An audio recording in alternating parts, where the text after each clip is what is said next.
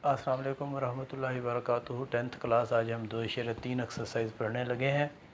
पांचवा क्वेश्चन जिसकी स्टेटमेंट मैंने लिख दी है कि quadratic equation X square plus 7x plus 3m minus 5 is equal to 0।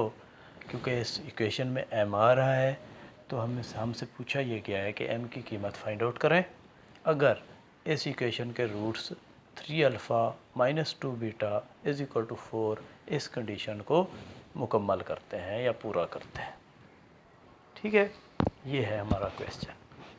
अब सबसे पहले हम क्या काम करते हैं, हमें यहाँ से ए बी और सी की वैल्यू निकालनी पड़ेगी।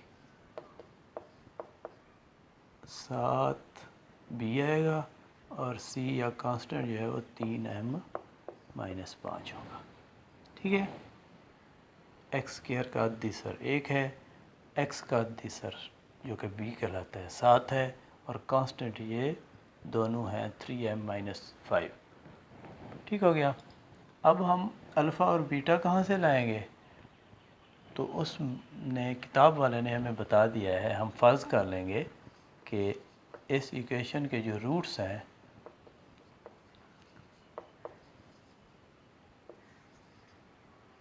वो अल्फ़ा और बीटा है। तो हम लोग जानते हैं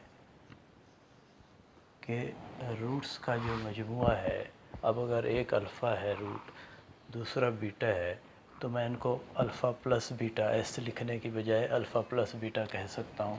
वो बराबर होना चाहिए माइनस बी ओवर ए। ये एक फार्मूला है।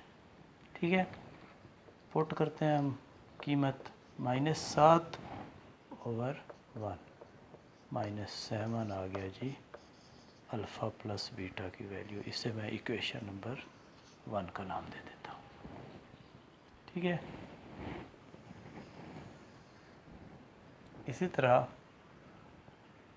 यहाँ से मैं रूट्स का जिस तरह मजमुआ निकाला है, इसी तरह रूट्स का प्रोडक्ट भी निकाल लेता हूँ।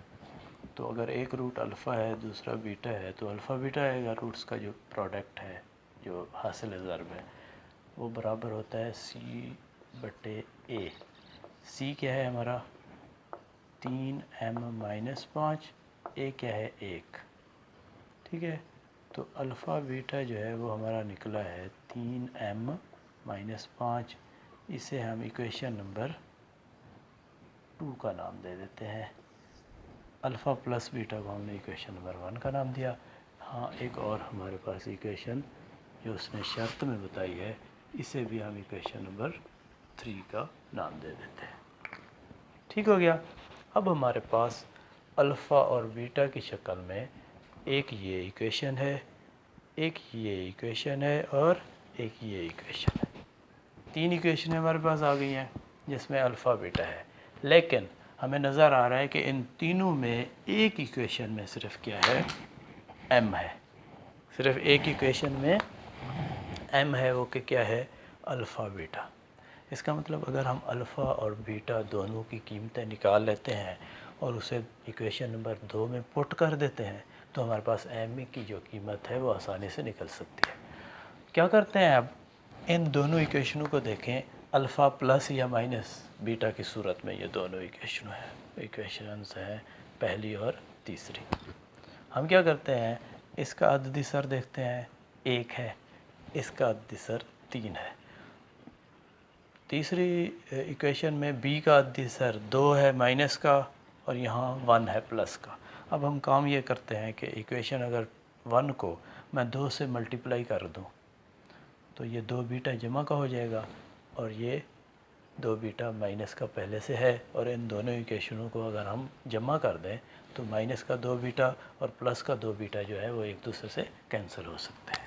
ठीक है, मल्टीप्लाई कर रहा हूँ मैं इसको 2 से, multiplying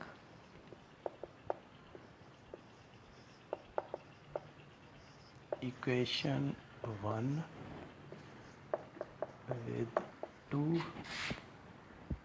and adding in equation 3।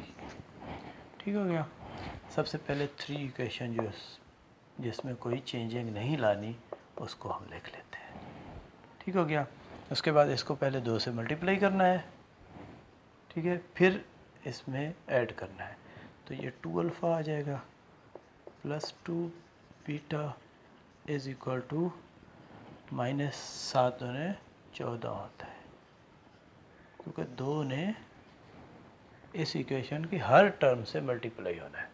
ठीक है, जमा कर रहे हैं तो 2 बीटा माइनस का और 2 बीटा प्लस का एक दूसरे से कैंसिल हो गए। 3 और 2 5 अल्फ़ा बराबर होगा माइनस का 14 हो और जमा का 4 हो तो माइनस का 10 हासिल होता है। मुझे अल्फ़ा चाहिए, 5 यहाँ मल्टीप्लाई हो रहा है, इधर आकर तकसीम हो जाएगा। तो अल्फ़ा हमारा निकल आया जी -2। अब हम क्या करते हैं, इस अल्फ़ा की जो वैल्यू है उसको हम इसी पहली इक्वेशन में पुट कर देते हैं ताकि हमारे पास बीटा की वैल्यू भी निकल आए। Putting value of alpha in equation number 1, जहाँ जहाँ अल्फ़ा लिखा हुआ है वहाँ मैं -2 पुट कर दूँगा। -7 आ गया। मुझे बीटा चाहिए, यहाँ -2 है, उधर जाकर जमा हो जाएगा। -7 प्लस 2 और बीटा हमारा आ गया जी -5। हमारे पास दोनों कीमतें अल्फ़ा की भी निकल आई है और बीटा की भी निकल आई है। अब हम इन दोनों कीमतों को इक्वेशन नंबर 2 में पुट करेंगे तो हमारे पास m की वैल्यू जो है वो फाइंड आउट हो जाएगी। ठीक है, यहाँ जहाँ अल्फ़ा और बीटा लिखा हुआ है वहाँ इनकी जो कीमतें हैं -2 और 5 वो पुट कर देते हैं।